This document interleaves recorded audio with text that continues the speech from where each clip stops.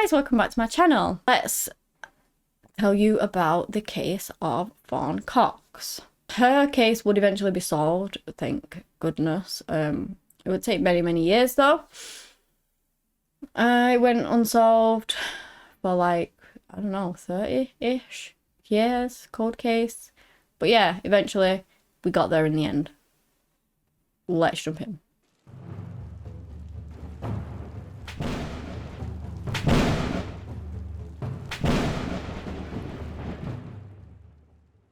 Fawn Cox was born on the 24th of March in 1973. She had two sisters and lived in Kansas in Missouri. She was so lovely, kind, caring girl. She often helped her parents out with her sisters. She loved to go swimming. She enjoyed going to church, you know, just living her best life. When she turned 16, she decided that she needed to get a job. Responsible young woman. And so she did. She got a job at Worlds of Fun, which is some amusement park thing. And she was basically pretty much the person that sold the tickets kind of thing, you know, on the front sort of counter. And she really enjoyed it. She loved having the extra money, being a bit more independent, because when you've got that money, you can, you're not asking your parents for it all the time. You can just go and do what you want, spend it on what you want. So she was really enjoying it. And then on the 26th of July, it was the same as always. She had gone to work. At 10 p.m, her mother and sisters went and picked her up, brought her home. I believe actually one of her sisters was out at the time, so it would have only been the one sister that picked her up. But yeah, they all went home. It's also late at this point. And so Fawn was tired. She had work in the morning, and so she went straight to bed. The next day, her parents heard her alarm going off, and she didn't turn it off. She didn't come down. So they ended up going up there to tell her that she needed to get up for work. Her alarm's going off, and she's not turning it off. You know, she's obviously just still asleep and hasn't heard it. And so they go in, and they found that Fawn was deceased. She had actually been murdered in her own bed. Now, it turns out that she'd actually been strangled to death. Her parents tried life-saving measures, you know, and they rang the ambulance, and they were really hoping that they could revive Fawn, but she had actually been deceased for many hours at this point, so there was just sadly no chance. Can you imagine that? Can you imagine going upstairs in your own home to your child's bedroom and finding her having been strangled, but you can see clearly the marks on her neck, and she was deceased in her own bed? No, can't even imagine that. But yeah, there was nothing they could do for Fawn, so obviously her body then went for an autopsy, which confirmed that she'd been strangled.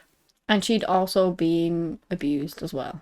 Of course, though, the question was, who on earth had gotten into their house and killed their daughter? Now, what it seems like is that there were numerous floors to this house, okay?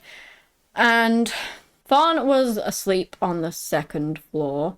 Her sister had actually gone to sleep on the first floor. Normally they slept on the same floor, but the first floor was actually cooler, so she decided that it was too hot. It was really stifling night.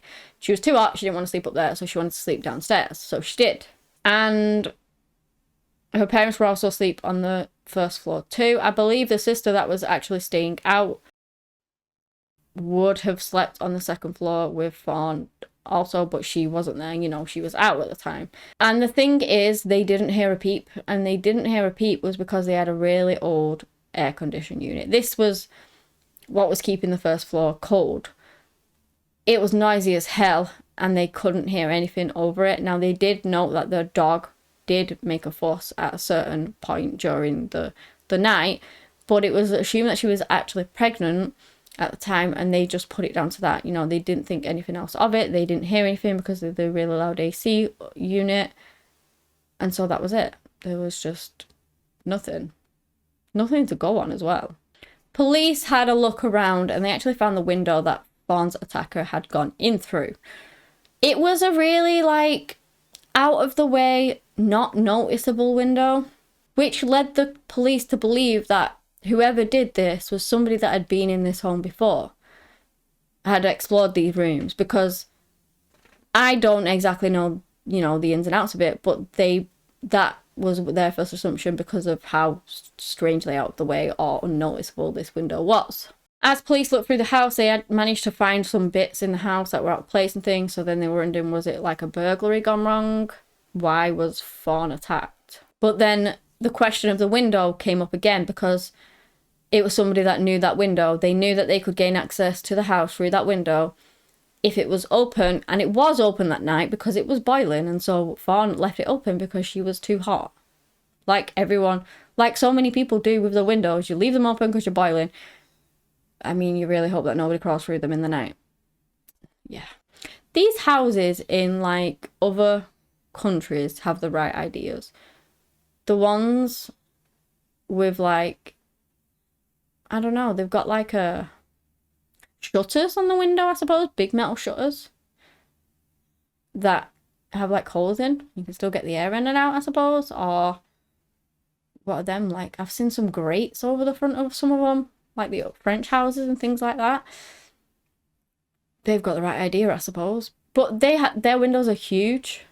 I don't know how big Fawn's was, but their windows are massive, so anyone could just walk into them. So I suppose that's why they do it. But yeah, it's just a little side tangent. My brain goes off on them. My apologies for that. Anyway, the police launch an investigation. They begin interviewing neighbours, anyone around that they could. Maybe someone saw something, heard something.